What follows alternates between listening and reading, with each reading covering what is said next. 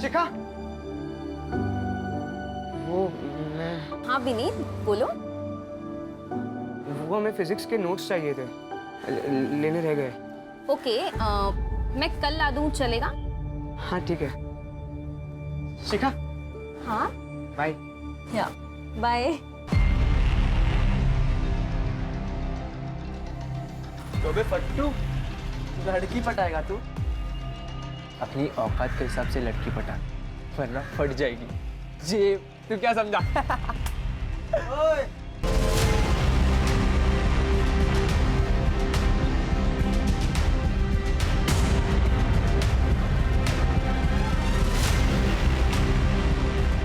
फट जाएगी बेटा तुम दोनों की, अगर मेरे दोस्त को परेशान किया तो। मजे की बात बोलूं, जेब नहीं फटेगी, कुछ और फटेगा। चलो निकलो। चल बे।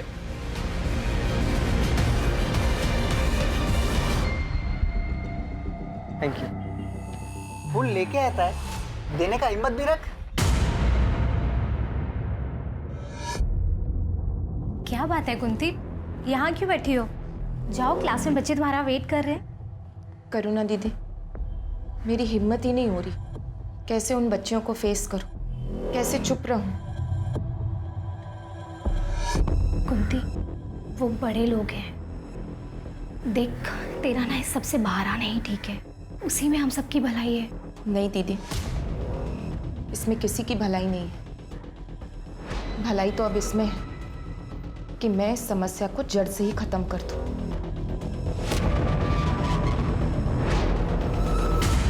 जितने गुलाब तूने प्रपोज करने से पहले वेस्ट किए, उससे कम में तो लोग शादी तक पहुंच जाते।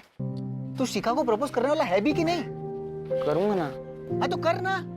अगर तू प्रपोज नहीं करेगा ना, तो मैं प्रपोज कर दूंगा शिखा को, क्योंकि वो उस आदमी की बेटी है जिसे मैं खुद आइडलाइज करता हूँ। किसकी? तुझे पता नहीं वो किसकी बेटी है? नहीं। क्या नहीं? ये देख, ये उसका बाप। मैं सच बोलूं, मुझे भी इनकी तरह बनना है। ये सब तो ठीक है, ये बाद में करना। अभी पढ़ाई पे फोकस कर, एग्जाम जारी है।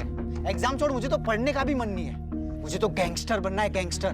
तुझे जो करना है कर, मुझे तो अपनी पढ़ाई पूरी करनी है और जॉब ज्वाइन करना है, ताकि मैं अपनी माँ की मदद कर सकूं, जो पूरा घर संभालती है। और वैसे एग्जाम ना देने के लिए क्या करने वाला है तू? तू देख मैं क्या करता हूँ। चल। कुछ गड़बड़ तो नहीं कर रहा ना? अरे चल ना। मम्मी!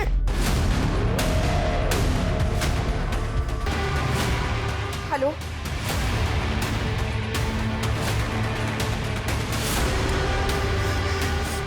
विनीत, तुम ठीक हो ना?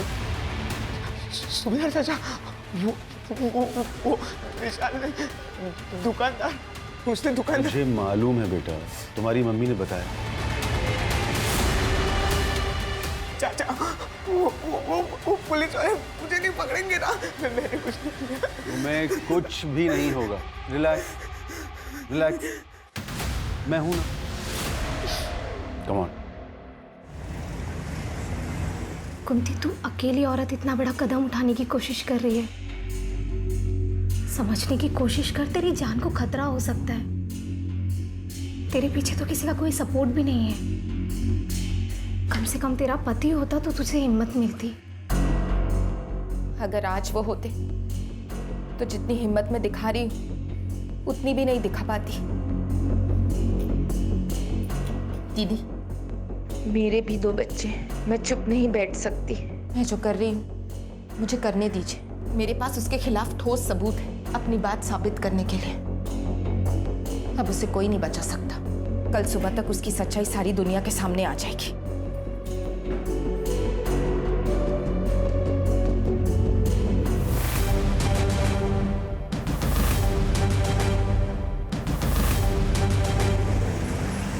अरे मम्मी यार चलो ना, रितु दीदी ने स्पेशली कहा है कि आपको लेके आना है। अब आप चलो ना, आज उनका शादी का संगीत भी है।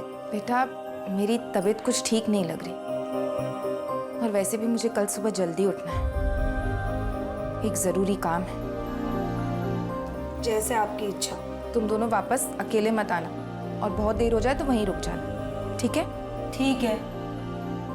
तू क्या खड़ा है, अब तुझे भी नहीं जाना क्या? चल ना। चलो बाय।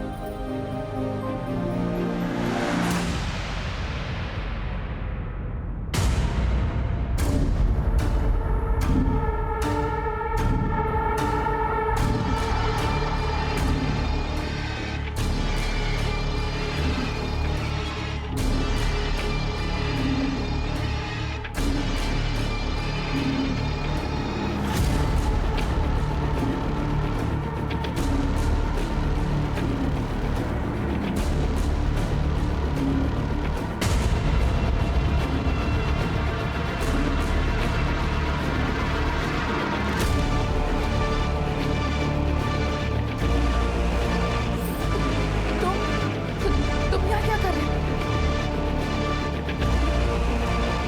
ये क्या कर रहे हो? क्या कर रहे हो? Mummy, mummy, mummy mummy, mummy.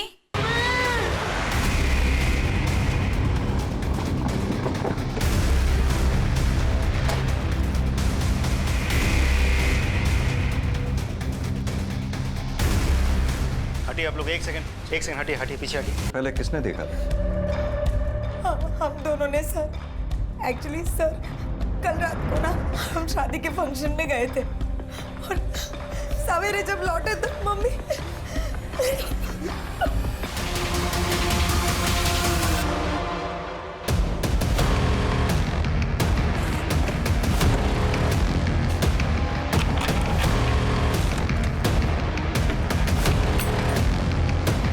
आप में से किसी ने कल रात कोई आवाज या किसी तरह की भी कोई चीज देखी हो?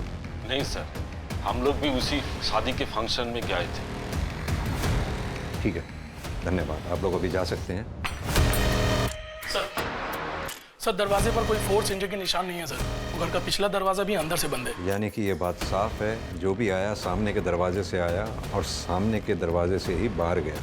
अब महेंद्र, ऐसा दो सूरतों में ही हो सकता है, या तो कुंती जी उस आदमी को जानती थी, इन्होंने खुद दरवाज़ा खोला होगा, या फिर कोई लुटेरा घर में लूटपाट या घर में सेंध लगाने के इरादे से आया और अंदर घुसा। आप लोगों को किसी पे शक है? हाँ सर, ये सब उस सुनील ने किया है। कौन सुनील? वो लड़का ना मुझे हैरेस करता था और कुछ दिन पहले पता नहीं क्या सीखेगा ये सारी चीजें, मुझे तो बिल्कुल।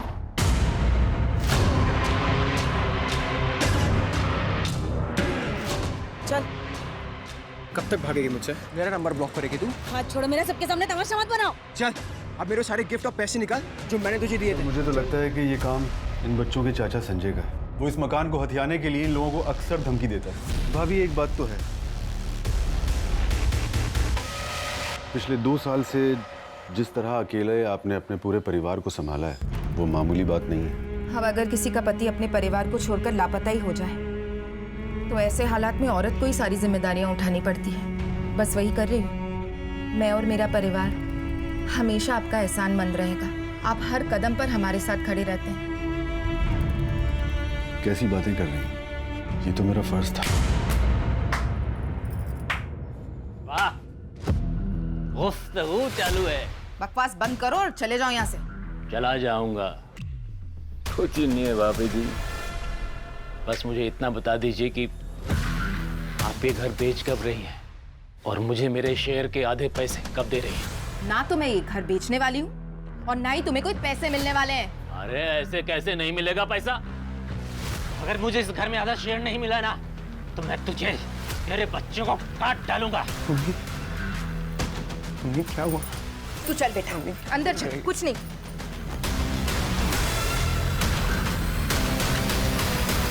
आपकी तारीफ?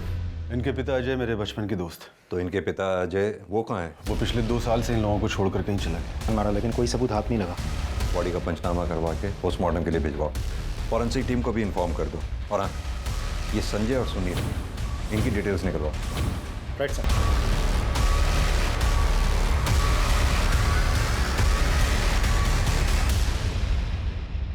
मैंने कुंती भाभी को नहीं मारा है सर। ज्यादा भोलेपन का नाटक मत कर, समझा ना? तू नहीं मारा ना उसे? सर मैं मानता हूँ कि मेरी कुंती भाभी से बनती नहीं थी, क्योंकि वो ना सिर्फ मेरे हिस्से पर कुंडली मार के बैठी थी, बल्कि मेरे भाई को भी उसी ने गायब करवाया था सर।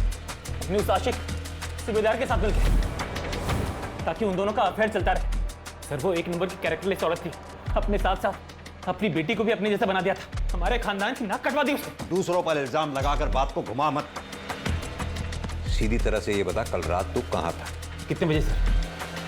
कल शाम से लेकर रात को तेरे सोने तक तू कहाँ था, क्या कर रहा था, सब बता। सर कल रात को 10 बजे तक तो मैं अपनी दुकान पर ही था, उसके बाद दुकान बंद करके सीधा घर गया। सर नेहा एक नंबर की चालू और धोखेबाज लड़की है। पैसों के लिए रिश्ते बनाती है और जब पैसे नहीं होते तो रिलेशन तोड़ देती है। क्या हुआ? पहले मेरी लिपस्टिक और आईलाइनर। अरे हाँ, ये लो।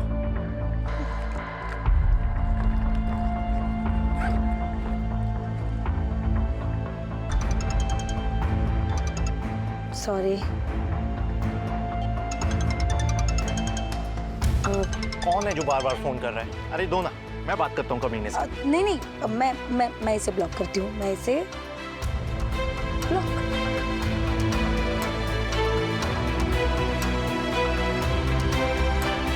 मुझे उसको सबक सिखाना था सर, और इसलिए मैंने उसका रास्ता रोका था। जो लड़का किसी लड़की की बेवफाई के बदले में उसका रास्ता रोक सकता है, उसको मोलेस्ट कर सकता है, किसी के थप्पड़ मारे जाने के बाद बदला लेने के लिए उसकी जान नहीं ले सकता वो? नहीं सर, आप गलत समझ रहे हैं। मैंने नेहा की माँ को नहीं मारा है। कल रात कहाँ था तू? सर अपने घर पे ही था। राजदीप, ये कुंती, नेहा, विनीत, संजय, सुनील, सूबेदार, इन सब की कॉल डिटेल रिकॉर्ड्स और मोबाइल की लोकेशन निकलवाओ। और ये कुंती की फैमिली की हिस्ट्री पता करो। और हाँ, ये पोस्टमार्टम की रिपोर्ट जल्द से जल्द मंगवाओ। Right sir.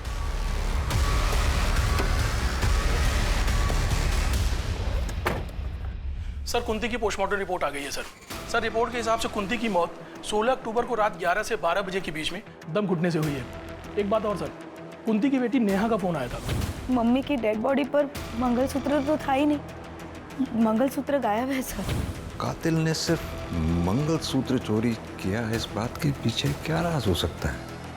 सर सभी के कॉल डिटेल्स और लोकेशन डिटेल्स आ गए हैं। इसके हिसाब से हादसे के वक्त नेहा और विनीत शादी के फंक्शन वाले एरिया में थे, लेकिन सुनील, संजय और सुबेदार ये तीनों अपने अपने घर वाले एरिया में थे। राजदीप, आजकल इन मोबाइल लोकेशन की रिपोर्ट्स पे भरोसा नहीं किया जा सकता। क्रिमिनल बहुत स्मार्ट हो गए हैं, उन्हें पता है पुलिस सबसे पहले कॉल डिटेल रिकॉर्ड्स और उनके मोबाइल की लोकेशन खंगालेगी, इसलिए वो जो भी क्राइम अटेम्प्ट करते हैं उसके अकॉर्डिंगली ही प्लान करते हैं। कुंती की फैमिली की हिस्ट्री के बारे में कुछ पता चला? कुंती का पति अजय आज से 2 साल पहले अचानक रहस्यमय तरीके से गायब हो गया था।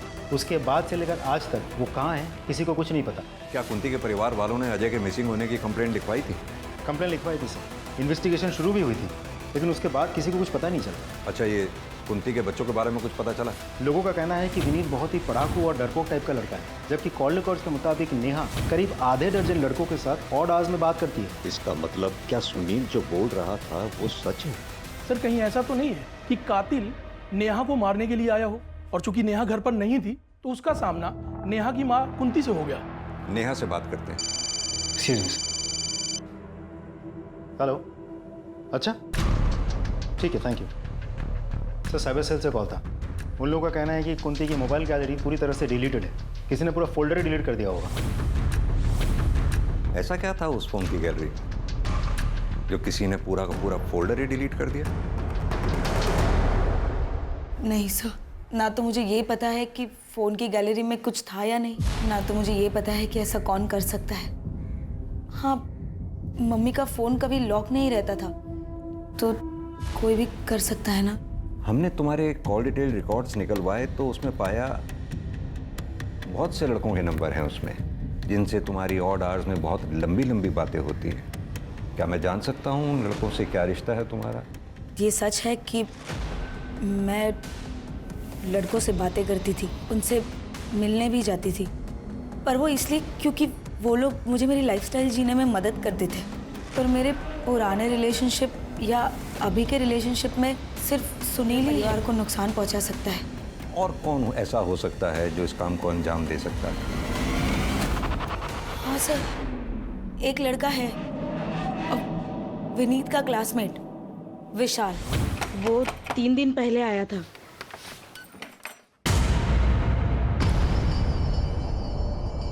तू यहाँ क्या कर रहा है? तुझे तो बाल सुधार गृह में डाला था ना? भाग के आ गया। विनीत कहाँ है? मुझे मिलना है उससे। क्यों मिलना है विनीत से? अपने जैसा बनाना है क्या? मेरे ऐसा बन गया ना, उसकी जिंदगी बन जाएगी। विनीत कहाँ है? बुलाओ, वो काम है मुझे। अब रहने दो, मैं खुद ही ढूंढ लेता हूँ। अरे आंटी आप खबरदार जो मेरे घर में या मेरे बेटे की जिंदगी में घुसने की कोशिश की तो। ये आपने अच्छा नहीं किया। आपको पता है जिसने मुझ पे हाथ उठाया है वो आज तक बचा नहीं है। देख लेना, महंगा पड़ेगा। निकाल यहाँ से। सर वो बहुत सन की लड़का है। अभी कुछ दिन पहले ही उसने एक आदमी को दिन दहाड़े चाकू मार दिया था। कहाँ रहता है ये विशाल? जी मालूम है सर, मेरा बेटा विशाल बाल सुधार घर छोड़ के चला गया है। सर वो आया था 1-2 बार घर, लेकिन रुका नहीं, चला गया। उसका कोई फोन नंबर या फिर कोई तरीका उससे कांटेक्ट करने का? जी नहीं, ऐसा कुछ नहीं है मेरे पास। उसका कमरा देखना है हमें। आइए सर।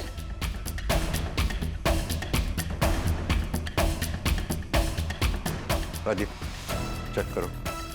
आप भी वहां उस अलमारी में देखो।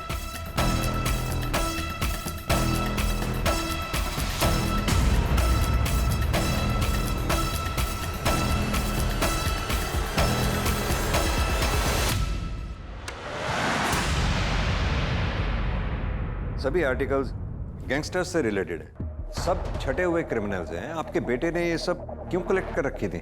दरअसल विशाल गलत संगत में पड़ गया है। वो इनके जैसे गैंगस्टर बनना चाहता है सर।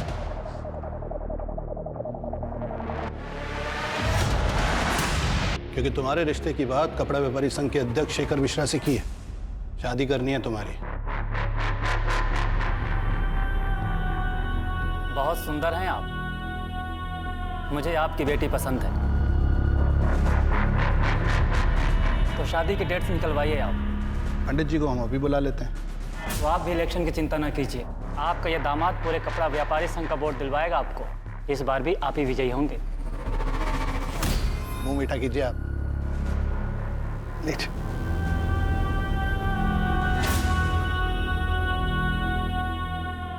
विनीत, क्या रे, दोस्त की आदत नहीं आती क्या?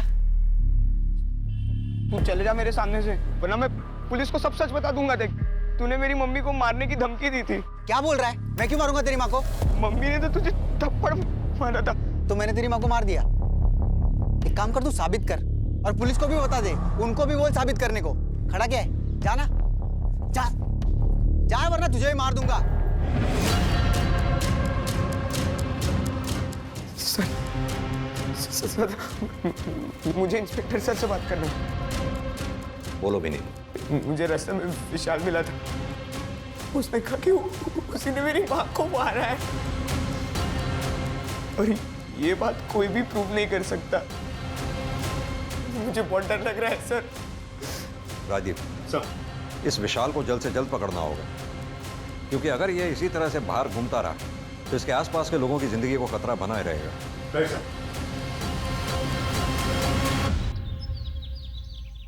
सर कुंती के फोन गैलरी का डेटा जो डिलीट कर दिया गया था उसको साइबर सेल ने रिट्रीव कर लिया सर। उसकी गैलरी में बहुत ही शॉकिंग वीडियो मिला है सर। तो कोई बच्चों के पढ़ने जैसी जगह लग रही है। मतलब जैसे स्कूल या आंगनवाड़ी टाइप। अब सीधी तरह से ये बता, कुंती के मोबाइल से ये वीडियो डिलीट कैसे हुई, और तू उस वक्त कुंती के घर पर क्या कर रहा था जब कुंती का मर्डर हुआ? सर मुझे नहीं पता सर, मैं तो वहाँ गया ही नहीं था सर। झूठ मत बोल, तेरी कॉल डिटेल्स है हमारे पास। 16 अक्टूबर की रात 11 से 12 बजे के बीच तो कुंती के घर वाले एरिया में मौजूद था कि नहीं? दूंगा रख के। बता दो। मैं कुंती के घर गया था, क्योंकि मुझे पता चल गया था कि उसने मेरी ये वीडियो तब बना ली थी जब। फिर क्या हुआ?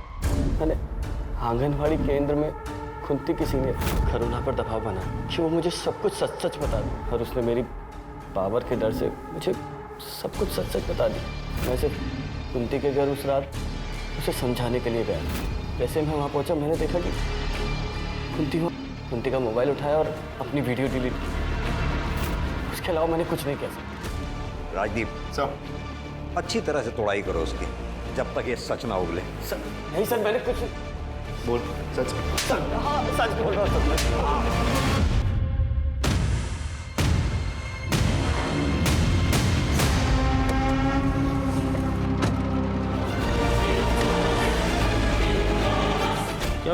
रमाकांत जी को रोक क्यों गए?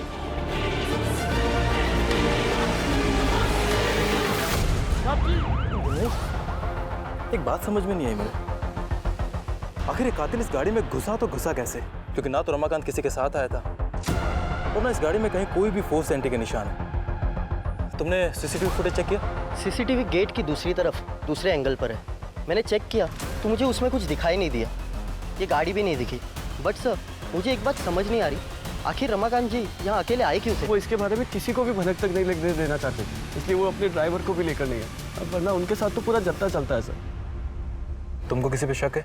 सर शक नहीं, पूरा यकीन है। ये जरूर उस राघव ने किया होगा। ये राघव कौन है? तो भैया की पहली पत्नी का भाई, अभी वो कुछ ही दिन पहले घर पर आया था। अपनी घर की औरतों को अपने राजनीतिक फायदे के लिए सीढ़ियां बना रहा है तू। पिछले इलेक्शन में तूने मेरी बहन को मार दिया, फिर पब्लिक सिंपैथी के लिए झूठ मूठ के आंसू बहाए और जीत गया, और इस बार उसी राजनीतिक फायदे के लिए तू मेरी नाबालिग भांजी की जबरदस्ती शादी करवा रहा है। ये मैं कतई होने नहीं दूंगा, फिर इसके लिए चाहे मुझे तेरी जान क्यों न लेनी पड़े। एक काम करो, बॉडी को पोस्टमार्टम के लिए भेज दो। सर आनंद नगर थाने से सब इंस्पेक्टर विनोद आए हैं आपसे मिलने। सर, वार्ड काउंसलर रमाकांत की हत्या हमारे इलाके में जरूर हुई, लेकिन उसका घर आपके दायरे में आता है, इसलिए मैं चाहता था कि आपकी और हमारी टीम मिलकर इस केस को सॉल्व करें। बिल्कुल। वैसे भी एक दूसरे केस के सिलसिले में हम रमाकांत के भाई उमाकांत को इंटेरोगेट करके ही आ रहे हैं। आप इनसे रमाकांत मर्डर केस की सारी डिटेल ले लो। आइए please. Thank you sir. Sir Ramakant murder case में जितने भी सस्पेक्ट्स हैं सभी के सीडीआर क्लीन लग रहे हैं सर, सिवाय उसकी बीवी कोमल के। कोमल किसी अरुण नाम के आदमी से देर रात तक लंबी लंबी बातें करती है सर। सिर्फ मेरी हंसने की आवाज बाहर जाने की वजह से उसने मुझे इतना मारा। अरुण, अब मुझसे और बर्दाश्त नहीं होगा, तुम कुछ करो नहीं तो मैं मर जाऊंगी। कोमल, कुछ नहीं होने दूंगा मैं तुमको, मैं बाहर निकालूंगा तुमको। हाँ, चाहे उसके लिए मुझे अगर तुम्हारे पति का मर्डर भी करना पड़ा ना, तो उससे भी नहीं हिचकिचाऊंगा मैं। तुम बस थोड़ा सब्र रखो।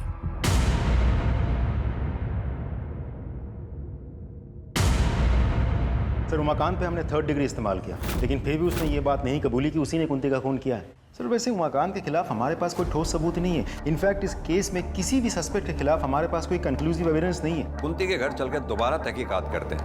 आई एम श्योर क्रिमिनल ने कोई ना कोई चूक जरूर की होगी जो हमसे मिस हुई है। सब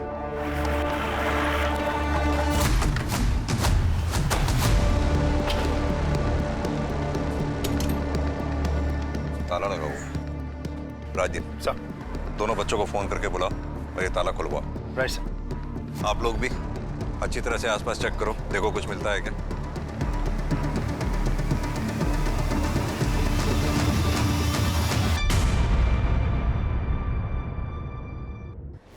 सर, देख के तो लगता है यहाँ ताज़ा ताज़ा गड्ढा खोदा गया था और फिर मिट्टी डाली गई है। किसी को बुलाओ और ये खुदाई करवाओ। सर।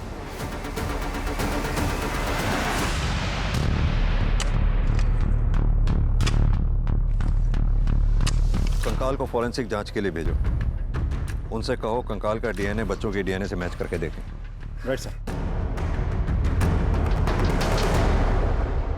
सर, कुंती के घर के आंगन से हमें जो स्केलेटन मिला था वो अजय का ही है, जिसे करीब 2 साल पहले जमीन में गाड़ दिया गया था। सर पे चोट के निशान मिले हैं, जैसे कि कोई रॉड या किसी मजबूत चीज से मारा गया हो। सर, इससे यही बात साबित होती है कि 2 साल पहले वो गायब नहीं हुआ था, उसे मारा गया था। लेकिन राजदीप, उस अजय को मारा किसने होगा? किसने उसे मारकर जमीन में गाड़ा होगा? सर, हमने उस अरुण को हिरासत में ले लिया है। विनोद, एक बात बताओ सर, क्या तुमने रमाकांत की गाड़ी का फॉरेंसिक टेस्ट कराया था? कराया था ना सर। क्या आया था उसमें?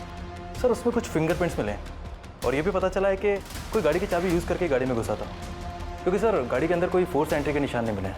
हाँ, तो ये भी तो हो सकता है कि किलर जब गाड़ी में घुसा तो गाड़ी अनलॉक थी, या फिर दूसरी पॉसिबिलिटी ये है कि किलर के पास गाड़ी की डुप्लीकेट चाबी थी। अब सवाल ये उठता है कि डुप्लीकेट चाबी बनवाई किसने? सर ये देखिए, हम सबकी बातें करते रहे, ये कैसे हमारे दिमाग से छूट गया? विनोद, एक काम करो, अपने एरिया में जितने भी डुप्लीकेट चाबी बनाने वाले हैं सबसे कांटेक्ट करो, अपने खबरियों को एक्टिवेट करो। Excuse me sir. हेलो, क्या ठीक है, हम पहुंच रहे हैं। पंचनामा करा के इसे पोस्टमार्टम के लिए भेजो, और ये जो बॉटल्स वगैरह आसपास रखी हुई हैं इसको कलेक्ट करके जांच के लिए भिजवाओ। जिस आदमी को विशाल ने चाकू मारा था उसके परिवार के बारे में भी पता करो। Right sir.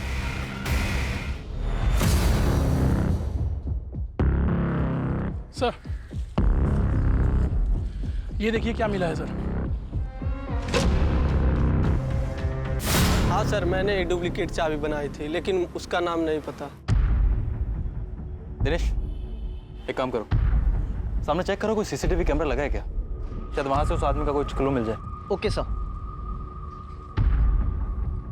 सर, विशाल की पोस्टमार्टम रिपोर्ट आ गई है। विशाल की मौत 30 अक्टूबर दोपहर 3 से 4 बजे के बीच हुई। एक और इम्पोर्टेंट बात सर, विशाल के नाखून से ह्यूमन फ्लैश मिले हैं। हो सकता है उसका कातिल का हो। सर क्राइम सीन पे मिले फिंगरप्रिंट्स और एविडेंसेज की फॉरेंसिक रिपोर्ट आ गई है सर, ये रही। सर रिपोर्ट के हिसाब से विशाल के क्राइम सीन पे जो फिंगरप्रिंट्स मिले थे वो रमाकांत की गाड़ी के 1 सेट ऑफ फिंगरप्रिंट से मैच कर रहे हैं सर। शिखा, तुम्हारे पापा की हत्या से पहले कोई तुम्हारे घर आया था? सब पापा और चाचा को मिलने तो बहुत लोग आते थे, लेकिन सब बाहर से मिल के चले जाते थे। क्या कोई ऐसा जो घर के अंदर आया?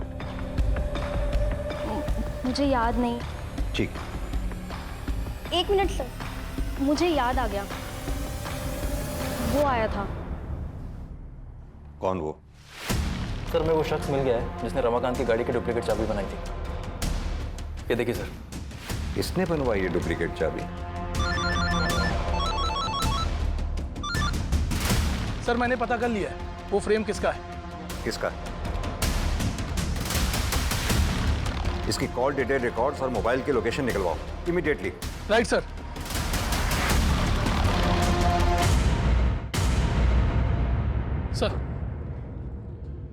सर इसके सीडीआर के हिसाब से कुंती की मौत के 3 दिन बाद सर ये नेहरू नगर के गली नंबर 10 में गया था। अच्छे से उस एरिया को चेक करो। सर। Right sir.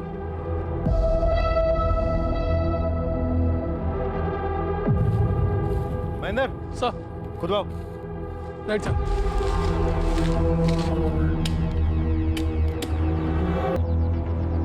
सर अब तो हमारे पास उसके खिलाफ सारे एविडेंस हैं।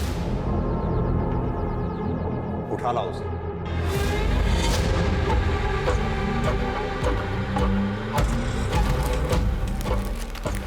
पहचाना इसे?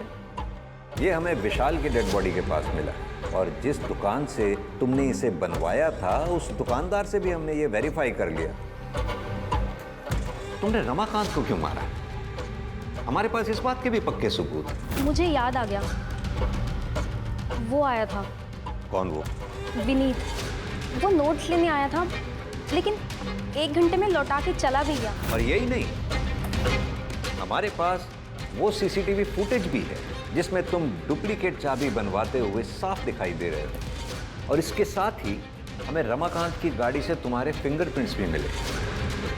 अब तक तुमने जितने भी मर्डर किए, हमारे पास तुम्हारे खिलाफ हर मर्डर का पक्का सबूत है। अब तुम बताना शुरू करो। बोलो। हाँ मैंने मारा है सबको। मेरी शुरू से ही आदत रही है कि अगर मुझे कोई चीज़ अजीज लगती है और उसे कोई कष्ट देता है या मुझसे दूर करने की कोशिश करता है ना, बर्दाश्त नहीं होता मुझसे। जैसे कि 2 साल पहले हुआ था। दारू पीने से रोकेगी मुझे? हाँ रोकोगी। मम्मी ने मुझे बचाने के लिए पापा की डेड बॉडी को दफनाया। फिर मुझे शिखा से मैं प्यार करने लगा, और मैं अपने दिल की बात का इजहार करना चाहता था उसके बर्थडे पे, और उसे गिफ्ट देना चाहता था, पर माँ के पास पैसे नहीं थे। मैंने सोचा कि पापा की डेड बॉडी में से अंगूठी चुरा कर उसे बेच दूंगा और मैं उसके लिए कोई अच्छा सा गिफ्ट खरीद लूंगा, लेकिन मम्मी ने मुझे देख लिया। विनीत, ये क्या कर रहा है? ये पापा की रिंग बेच के मुझे शिखा के लिए गिफ्ट लेना है। उसका बर्थडे आ रहा है ना अभी। ये पागल हो गया क्या तू? वही ये सब करवा रही ना तुझसे? ऐसा बाप लालची और घूसखोर। बेटी ने भी लोगों को ठगना और बरगलाना शुरू कर दिया है। विनीत, बेटा मैंने तुझे बहुत उम्मीदों के साथ पाला है, इसीलिए कह रही दूर रहे उस डायन से। माँ वो डायन नहीं है, उसको मैंने गिफ्ट नहीं दिया ना, वो नाराज हो जाएगी। मुझे उसे गिफ्ट देना है माँ। दूर है, जा यहाँ से, जा। कभी वापस। धनी दिन ब दिन दिमाग खराब होता जा रहा है, सब मेरी गलती। सच बताओ तो मुझे बहुत गुस्सा आ रहा था। मैं वापस संगीत के लिए निकल गया, लेकिन माँ की कही हुई बात ना मुझे चूक गई। माँ ने शिखा को डायन कहा था, इसलिए मैं पूरी तैयारी के साथ वापस आया। मंगलसूत्र मैंने उनके गले से उतारा ताकि मैं शिखा के लिए बर्थडे गिफ्ट ले सकूं। उसके बाद मैंने अपने कपड़े बदले और मैं वापस संगीत के लिए निकल गया। फिर मुझे पता चला कि वो रमाकांत शिखा की शादी करा रहा था और ये ना मैं हर हाल में होने नहीं दे सकता था। इसलिए मैंने रमाकांत का पीछा किया और उसकी एक डुप्लीकेट चाबी बना ली और मौका ढूंढता रहा। एक दिन वो विधायक के वहाँ गया। मैंने चुपके से उसकी गाड़ी में एंट्री मारी और मैं उसकी राह ताकते रहा। जैसे वो गाड़ी में आया ना। लेकिन विशाल को क्यों मारा? शिखा को विशाल पसंद था और ये चीज़ मैं नहीं देख सकता था। शिखा तू ऐसे कब तक इसे घूरती रहेगी? तू बता क्यों नहीं देती कि तू इसे चाहती है? बता दूंगी, फाइनल एग्जाम हो जाए पक्का बता दूंगी। मेरा दिमाग खराब हो गया। मैंने विशाल को ढूंढा और चल कोई बात नहीं, दोस्ती में तो ये सब होता रहता है।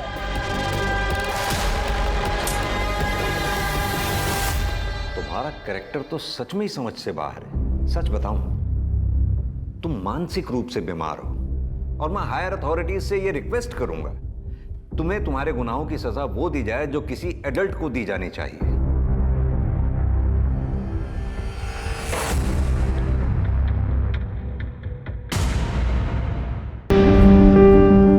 तू बैठी थी उसके पीछे। नहीं, मुझे पता है। ये सुन ना, चल आज मूवी देखने चलते हैं। नहीं रे, मुझे पढ़ाई करनी है। यार तेरा हमेशा का नाटक है। देख, मेरे लिए पढ़ना बहुत जरूरी है, क्योंकि हम इस आबादी के उस हिस्से से आते हैं जहां हमें अपनी पहचान के लिए खुद स्ट्रगल करना पड़ता है। तू कौन सी दुनिया में रह रही है? आजकल सब कुछ बदल चुका है। अरे 21st सेंचुरी है। मंजू, चल बैठ गाड़ी पे। तुझे कितनी बार समझाया कि इसके साथ मत रहा कर, समझ में नहीं आता क्या? लेकिन बाबा, ये मेरी दोस्त है। दोस्ती बराबर वालों से होती है। दोस्ती करने से पहले इसकी जात तो देख लिया होता। देखा मेरे लिए पढ़ाई क्यों जरूरी है।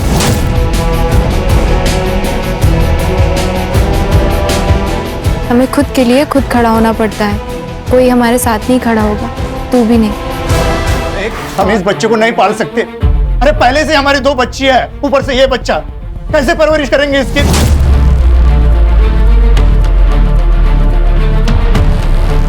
देख, तो ये बच्चा गिरा दे। ये कैसी बातें कर रहे हैं आप? पाप है ये, मैं खून नहीं कर सकती।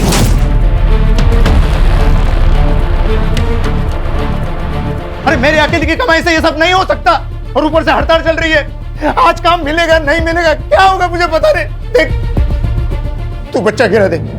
मर जाऊंगी लेकिन बच्चा नहीं गिराऊंगी।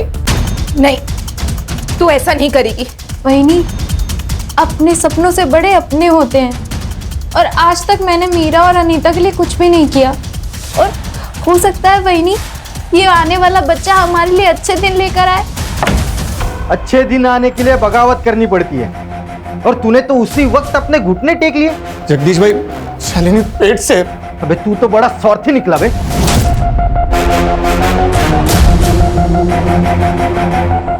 तेरी वजह से इन सब लोगों के पेट पे लात मारेगा। अरे पास वाले गांव में दिन के 400 रुपया दिहाड़ी मिलती है, और वो राघव हमें कितना देता है? 300 रुपया। मतलब दिन का 100 रुपया नुकसान होता है, और इसीलिए ना हम हड़ताल कर रहे हैं। और तू हमारे पीठ पे फावड़ा मार रहा है। देखो बाबू, तुम्हारी हड़ताल तुम जानो, हमारे घर में बर्तन खाली पड़े, राशन कौन भरवाएगा? आप ही आपका यूनियन। अब पेट से है ना, इसलिए इज्जत से बात कर रहा हूँ। नहीं तो क्या करता? निकल यहाँ से। हमारा जो होगा हम देख लेंगे, तू निकल। जो गद्दारी करेगा उसे हर जाना भुगतना पड़ेगा। नरेश और उनका परिवार अपने साथ नहीं है, इसके लिए अपनी भावकी और यूनियन कोई भी इनका साथ नहीं देगा। अब ना इनको कोई काम मिलेगा, ना कोई मदद।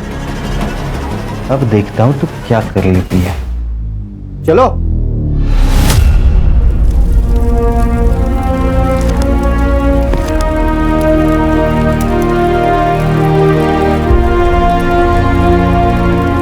ये क्या कर रही है पूजा? मैंने तुझसे कहा ना, तुझे पढ़ाई छोड़ने की कोई जरूरत नहीं है।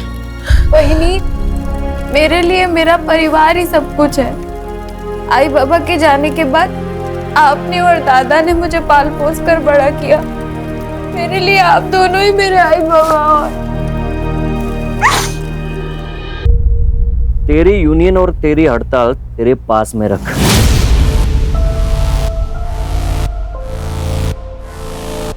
मेरे पैसे लिए ना तो काम पे आना ही पड़ेगा, वरना पैसे वापस कर। राघव सेठ, पैसे तो खत्म हो गए। अच्छी बात है, तो एक काम कर, जब तक तू 10 दिन के पैसे चुका नहीं देता तब तक काम पे आते रहे। और तुझे पता ही है कि पैसे वसूल करना मैं अच्छी तरीके से जानता। काम पे आ जाना।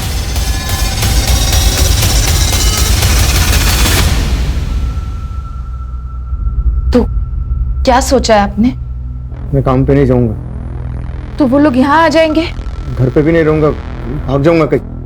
आपको डर लग रहा है ना, तो आप मत जाइए, मैं जाऊंगी। ये बच्चा मैं रखना चाहती हूँ ना, तो मैं ही जाऊंगी, मैं काम करूंगी। क्या कह रही हो वाहिनी? पूजा, एक बाप हार मान सकता है, लेकिन एक आई कभी नहीं।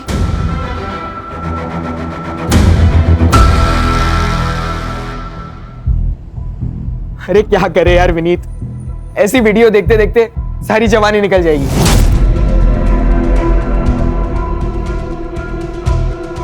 कुछ रियल में करते हैं ना, एक नंबर वाला। चल किधर? पनवेल जाते हैं, सुना है कि वहां बहुत लेडीज बार है।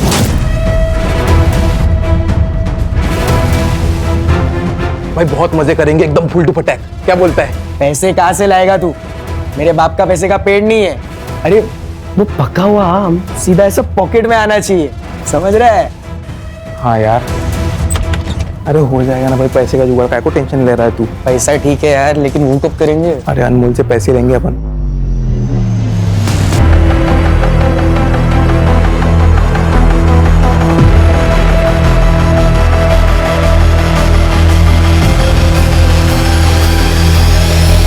विनीत, विनीत।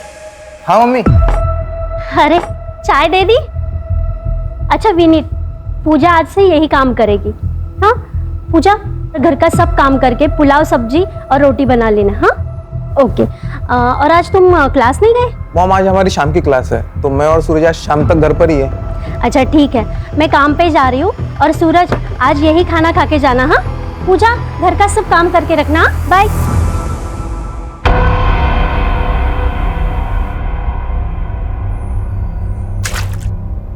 अरे यार पूजा, पूजा ये साफ कर दो ना।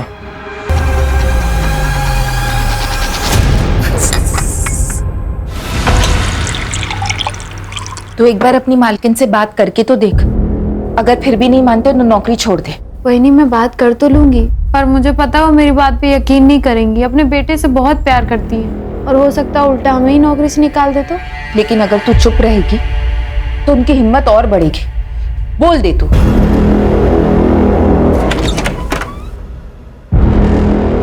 हलकट, हाँ? तेरी वजह से और राघव मुझे नामर्द बोला है। शर्म करो कुछ, ये तुम्हारा ही बच्चा है। क्या? गिरा दे इस बच्चों को, गिरा दे।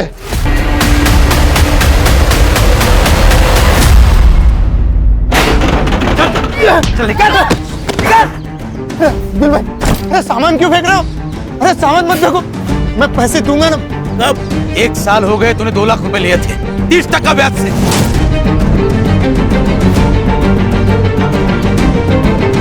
ब्याज भी नहीं चुका पाया और मुद्दल भी। एक तो पैसा दे दे, नहीं तो घर खाली कर। चल निकल, निकल। घर खाली कैसे करेंगे? शालिनी पेट से है, इस हालत में कहाँ जाएंगे हम? अबे तेरे खाने पीने के वांदे और तू बच्चे पैदा कर रहा है। अगर इतना ही शौक है तेरी औरत को भेज धंधे पे, और तेरी बहन को भेज मेरे पास। पैसे भी दूंगा, खर्चा भी माफ कर दूंगा। पूजा मेरी बेटी जैसी है, एक माँ के सामने तो उसके बेटे की इज्जत उठने की बात करेगा? मेरी इज्जत मेरा पैसा है, लौटा दे, नहीं तो इसको लेके जाऊंगा और फटी हुई वापस भेजूंगा, समझी? तुझे पैसा चाहिए? मैं देगा पैसा तुझे, टेंशन मत ले। वो आई बाबा का जो जमीन का टुकड़ा है ना, वो भेज दे मुझे, मैं अच्छा पैसा देगा तुझे।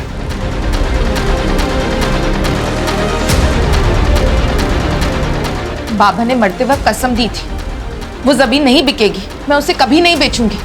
बस इनकी दारू पीने की आदत छूट जाए, थोड़े पैसे जमा हो जाए तो उस जमीन पर खेती शुरू करूंगी। किसी की दारू कभी छूटी है क्या जो तेरे पति की छूटेगी? अरे सर पे कर्जा लेके घूम रही है तू। वो जमीन का टुकड़ा बेच दे मुझे और पैसे ले ले। चंदू, तुम मेरे भाई हो, अपनी बहन की जिंदगी में बार बार आकर ऐसे जहर नहीं घोलना चाहिए। चल अंदर चल, बैठ इधर। ये किसने किया? पूजा, पूजा, पूजा। चल हम पुलिस स्टेशन चलते हैं, उनको सब सच सच बता देना। कहीं जाने की जरूरत नहीं है। अरे पुलिस स्टेशन जाएंगे ना तो पूरे गांव में ढिंडोरा पीटेगा। अरे इज्जत चली जाएगी हमारी। कौन करेगा इसके साथ जाती? बलात्कार के बाद लड़की की इज्जत नहीं जाती, बलात्कार करने वाली की इज्जत जाती है। तुमको अगर चुपचाप घर पे बैठना है तो बैठो, हम जा रहे हैं पुलिस स्टेशन। चल पूजा। हाँ, जा रहा हूँ उसके साथ। सब ठीक हो जाएगा बेटा। मुजुमदार साहब, गणपति मंदिर में जो चोरी हुई थी उस चोर को तो आपने पकड़ लिया और गहने भी बरामद कर लिए, लेकिन गहने अभी तक मंदिर में नहीं पहुंचा है, ऐसा क्यों?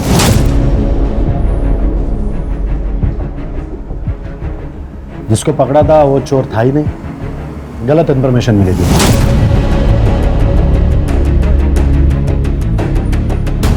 लेकिन राघव का देसी दारू का अड्डा उसका अनिरुद्ध, जो खबर है ही नहीं उसके पीछे क्यों पड़े हो? जो खबर मिल रही है वो ले लो ना चुपचाप। ये मुंबई नहीं है बड़ी केसेस के लिए। पता है सर, इसलिए टैलेंट होने के बावजूद इस गांव में सड़ रहा हूं। सर एक केस आया है। सर थोड़ा इम्पोर्टेंट है, बाहर आएंगे?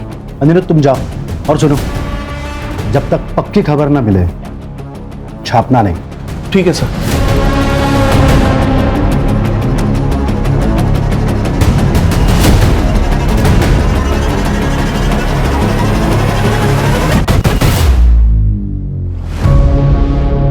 देख लड़की, तू बोलेगी नहीं तो केस बनेगा नहीं। ये बोलेगी।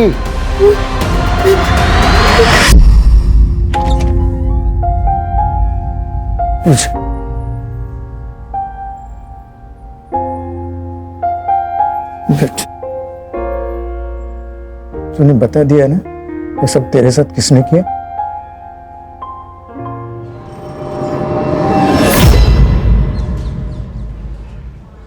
मैडम, रात हो गई है, हम रुके या चले जाए? कुछ तो बोलो मैडम, बहन के साथ ये हुआ है। देखो भाई, प्रोसेस में टाइम लगता है। अभी फिर से लड़की का स्टेटमेंट लिया जाएगा, उससे बात होगी, तब जाकर केस बनेगा। यही प्रोसीजर है। नरेश, उसको पानी पिला और कुछ खाने को लाओ। कितना टाइम लगेगा पता नहीं, शायद सुबह भी हो सकती है। जाओ। देख लड़की, अब तुझे सब कुछ डिटेल में बताना है। पहले क्या किया था उसने? किसी ने तेरी आवाज सुनी थी वहां?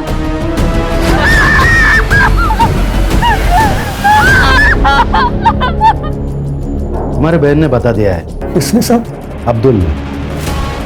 तेरी बहन को भेज मेरे पास, पैसे भी दूंगा, खर्चा भी माफ कर दूंगा। तुम्हारी बीवी ने उसको चाटा मारा था, इसलिए उसने बदला लिया। नाइक, अब्दुल्ला उसला। मैंने कुछ नहीं किया साहब, मैंने कुछ नहीं किया। मैं उनके घर मेरा पैसा मांगने गया था, इसीलिए साहब मुझे फंसा रहे हो साहब। तू बोलेगा और मैं मान लूंगा। साहब सुनो साहब, अगर आपको कुछ पैसा चाहिए तो ले लो ना। कितना देगा?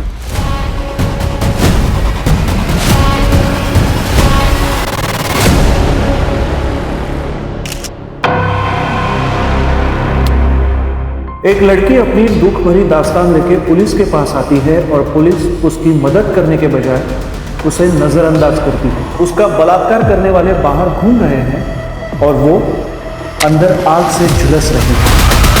सुनो, उसके लिए दूसरे कपड़े लेके आओ। जाओ। क्यों? प्रोसीजर है, जाके कपड़े लेके आओ। अच्छा सुनो, तुम लोग अभी घर जा सकते हो, सारे प्रोसीजर पूरे हो चुके हैं। जैसे ही कुछ पता चलेगा हम तुम्हें इन्फॉर्म करेंगे।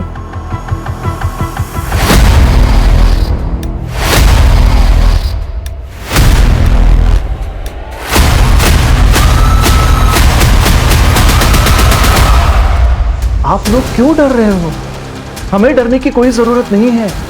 संविधान ने हमें लड़ने का अधिकार दिया है और संविधान हमेशा ही निष्पक्ष होकर ही फैसला सुनाता है। ये मेरा कार्ड, किसी भी चीज की जरूरत हो तो मुझे कॉल कीजिए या फिर सीधे ऑफिस चले आना, ठीक है?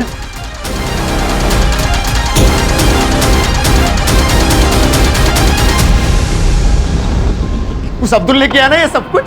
अरे क्यों बोला उसका नाम? अरे पुलिस वाले ने उसको छोड़ दिया है, वो शांत नहीं बैठने वाला, वो यहाँ आके लफड़ा करेगा। आई अब्दुल आए। कल तक मुझे 4 लाख रुपए चाहिए। अगर कल तक मुझे मेरे पैसे नहीं मिले तो इस तुम्हारे सामने।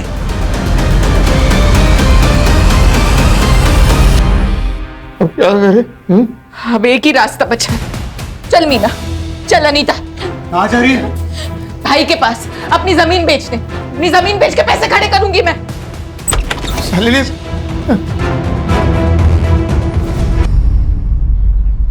Yes sir.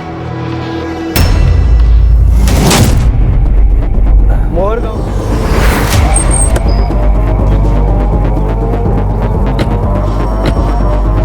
तो आपका कहना है हमने हमारा काम ठीक से नहीं किया?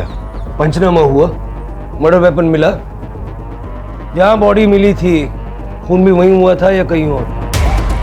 फॉरेंसिक से जांच करवाई, एक भी सवाल का आपके पास जवाब नहीं है और आपको लगता है कि आपने काम ठीक से किया।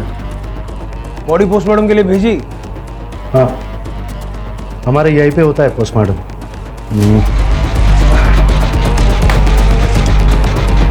ये रही रिपोर्ट, बॉडी हैंड ओवर कर दी है।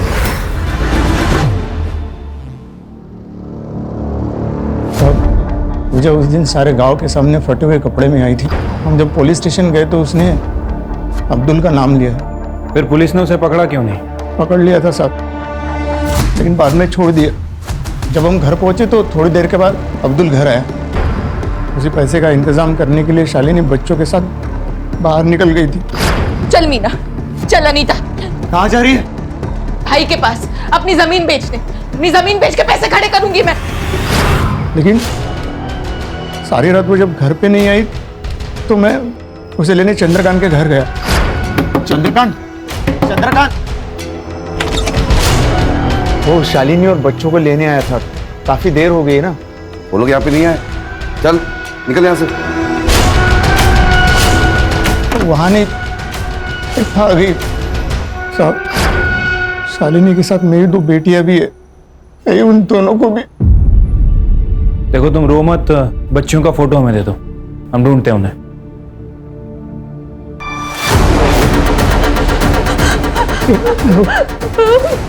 क्या पूछा? डरना, मैं उन्हें कुछ नहीं होगा।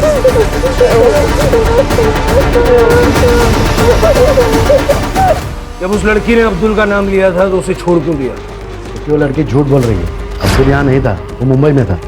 तो तुम्हारे साहब जो कह रहे हैं ना झूठ निकला, तो सबको सस्पेंड कर दूंगा मैं।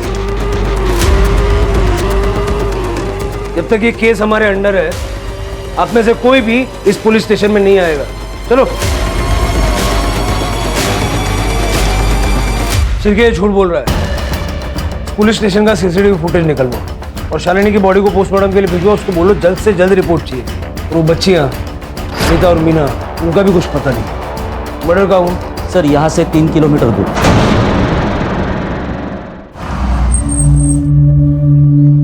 रिपोर्ट के हिसाब से गांव वाले ने बॉडी देखी और उसके बाद हमें फोन किया था। शालिनी दिन में 3 बजे घर से निकली थी। यहाँ इतनी दूर ऐसी जगह पे वो क्या करने आई थी? सर यहाँ पे ब्लड के ज्यादा ट्रेसेस नहीं है, हो सकता है उसने मर्डर कहीं और करके बॉडी को यहाँ पे लाके डंप कर दिया हो। यहाँ कहीं सीसीटीवी भी नहीं है सर। फॉरेंसिक वालों को बुला लो, सारा एरिया अच्छे से चेक करो, आसपास के लोगों से बात करो, शालिनी की पूरी जानकारी निकालो।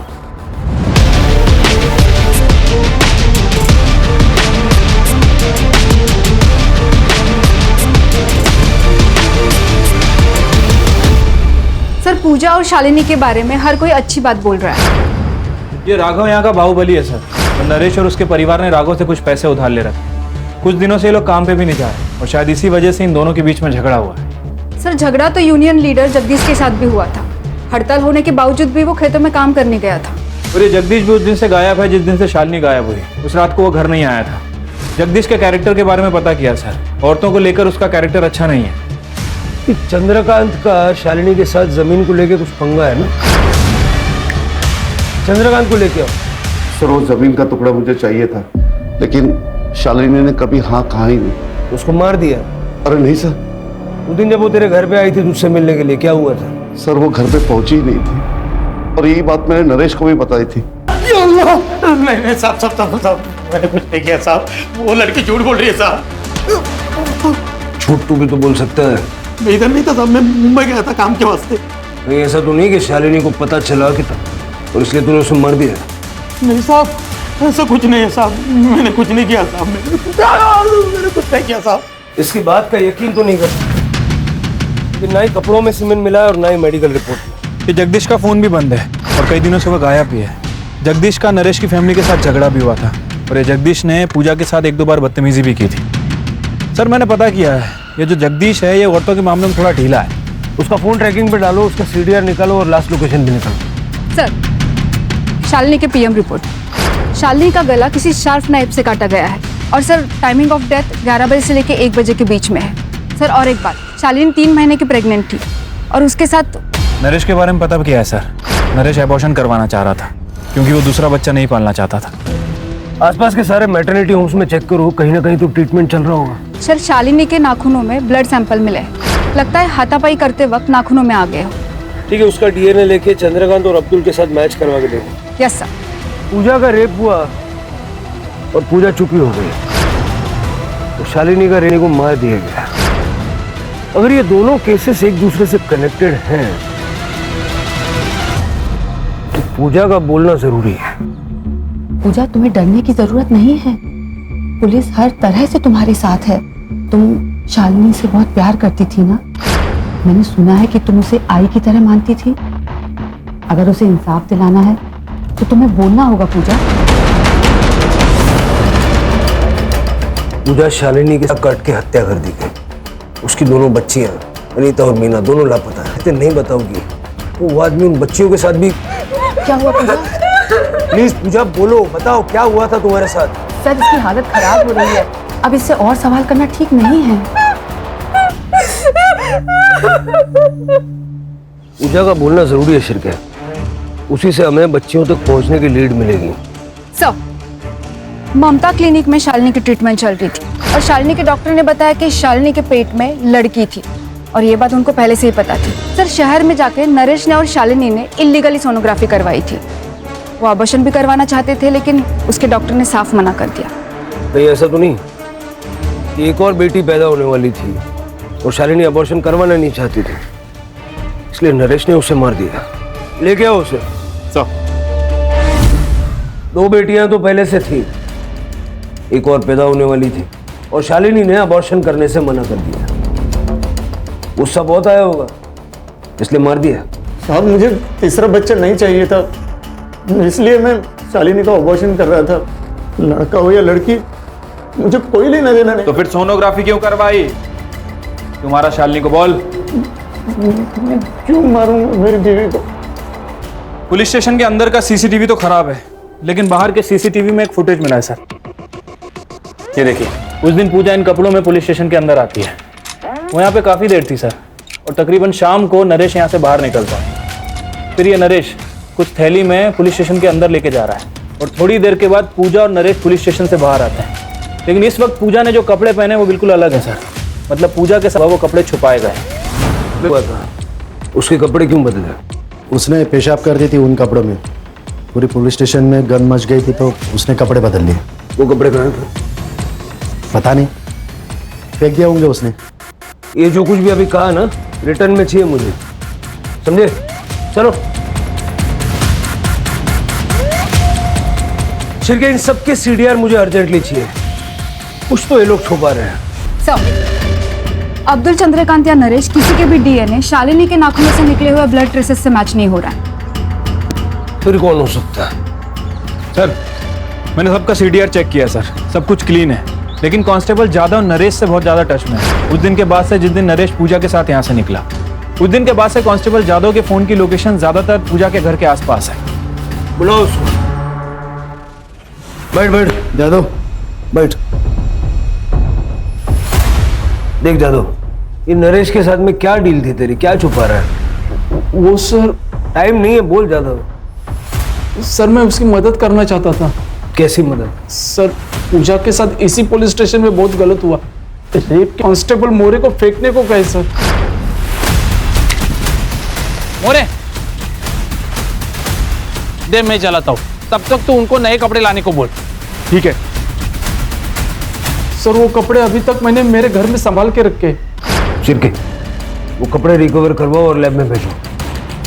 नरेश को बार बार फोन क्यों करता था? सर मैं उसे उसकी आवाज उठाने को बोल रहा था, उसे इंसाफ दिलाना चाहता था, वो कपड़े भी उसे देना चाहता था, पर उसने मना कर दिया। शायद वो डर गया था। ये स्टेटमेंट रिकॉर्ड करवाएगा? भरोसा करूँ तेरा? हाँ सर, वैसे भी हमारे जात के साथ ऐसे ही किया जाता है। एक तो हमारे आवाज को दबा दिया जाता है या हमें मार दिया जाता है। शायद ऐसे ही शालिनी के साथ हुआ होगा। मैंने कहा था ना मजूमदार, जिस दिन तेरे खिलाफ एक सबूत मिल गया उस दिन सबकी नौकरी खा जाऊंगा मैं। ये लो, हेडक्वार्टर से चिट्ठियां आई है, तुम लोग सस्पेंडेड हो और अब डिपार्टमेंटल इंक्वायरी चालू होगी। अब तो बता दे क्यों किया ये सब? अभी तो सिर्फ इंक्वायरी शुरू हुई है, कंफर्म क्या हुआ? मुझे ये नहीं समझ आ रहा है कि ये लोग केस को दबा क्यों रहे थे, किसको बचाने की कोशिश कर रहे थे? सर हमें एक 10 साल की लड़की की लाश मिली है, हमें शक है कि वो मीना की है। क्या मोटिव हो सकता है? सर शालिनी मर्डर केस के 3 प्राइम सस्पेक्ट हैं। पहला जगदीश, जिसका नरेश और उसकी बीवी के साथ झगड़ा हुआ था और जगदीश अभी गायब भी है। दूसरा चंद्रकांत, जो शालिनी का भाई है। और तीसरा अब्दुल, जिसके ऊपर पूजा ने एलिगेशन लगाया था।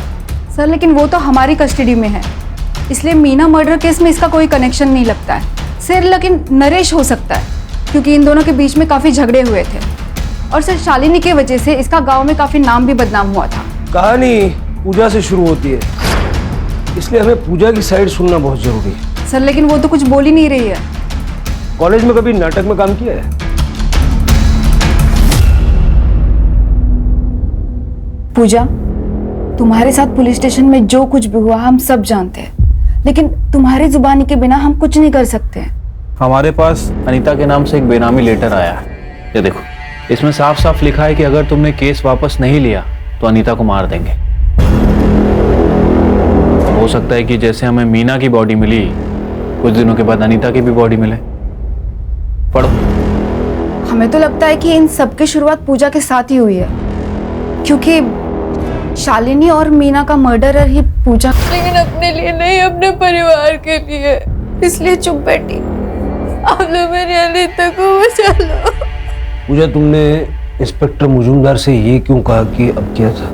नहीं, मैंने उन्हें उन दोनों के ही नाम बोले थे, विनीत और सूरज। अरे वो सूरज बड़े बाप का बेटा है, तूने या मैंने उसका नाम लिया ना, दोनों के दोनों मारे जाएंगे। और अगर मेरे जान पे आई ना तो मैं तेरे को खुद मार डालूंगा, समझी? उन्हें ये बड़ा आदमी। अरे मैडम, मैडम कहाँ लेके जा रहे हो मेरे बेटे को?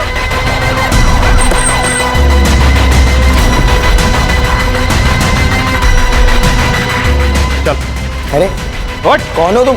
अरे क्या हुआ? हमने किसी को मारा नहीं है।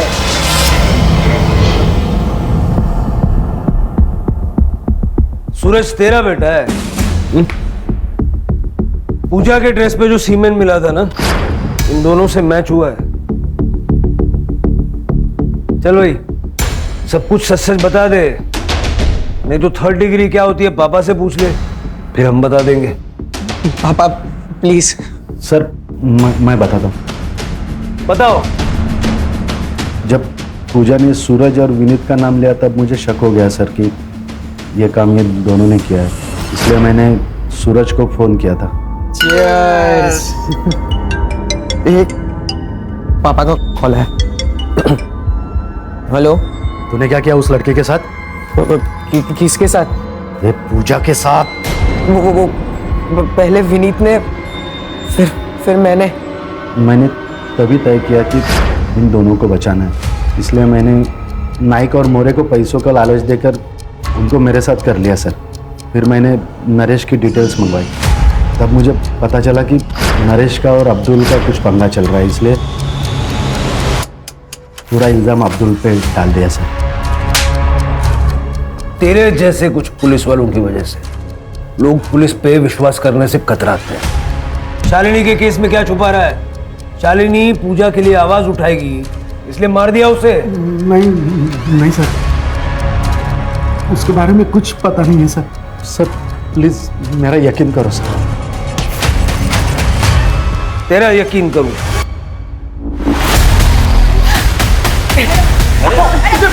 छोड़ो दादा, बेटा आजा।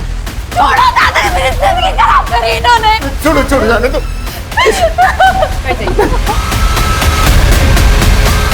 चुप हो जा। Thank you more. सर ये तो डेड एंड है। कोई ना कोई दरवाजा खुलेगा कदम। सर जगदीश ने अपना फोन ऑन किया है सर, हम उसका फोन टैप कर रहे थे, वो पहाड़ में छुपा हुआ है, उसकी बीबी उसे पैसे देने जाने वाली है। जब भेड़िया जाल में खुद फंसना चाहता है तो बकरी का पीछा करो, भेड़िया जिंदा चाहिए। चल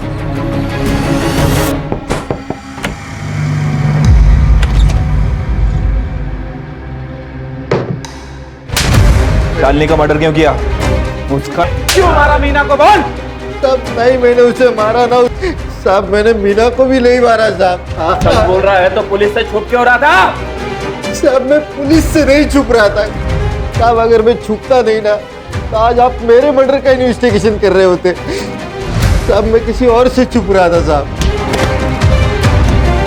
राघव, तूने जो किया है ना उसका चश्मदीद गवाह है मेरे पास। अभी सारा सच बक दे, नहीं तो गोली मार दूंगा। No chargesheet no court. सब सच बता तू सब बता। वो शालिनी खुद को शानी समझते थे। उस दिन वो काम पे आई और मैंने उसको अच्छी डील की। बस हफ्ते में 3 बार मिलाकर चावल और गेहूं से नहला दूंगा तुझे। तू घटिया आदमी है ये पता था, लेकिन इतना नीच है कि आज पता चला। मुझे मारा था सर उसने, उसको सबक सिखाना था और मैं मौका ढूंढ रहा था और मौका उस दिन मिला।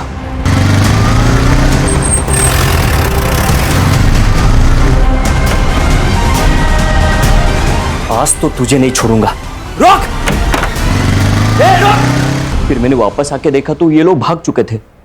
इस राघव पे अब भी यकीन नहीं किया जा सकता। उसका घर, फार्म हाउस, सारे ठिकाने छान मारो, हो सकता है कि राघव ने उसे कहीं छुपा के रखा है। Sir fingerprints report. सर एक मर्द के और एक औरत के। सर आपका शक सही निकला। मीना के कड़े पे जो निशान मिले हैं वो इस फिंगरप्रिंट से मैच करते हैं।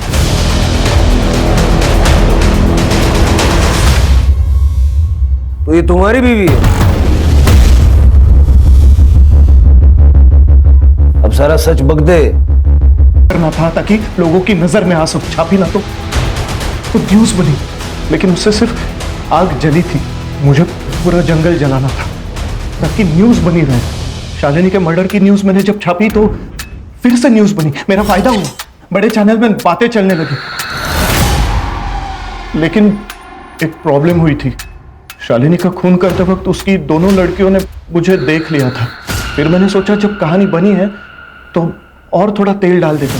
ये शोहरत की, सक्सेस की इमारत किसी काम की नहीं है अगर वो झूठ और गुनाहों की बुनियाद पे बनाई गई हो। क्यों ना? सर पूजा ने शुरू में ही विनीत और सूरज के खिलाफ एक्शन लिए होते तो आज ये क्राइम ही नहीं होता।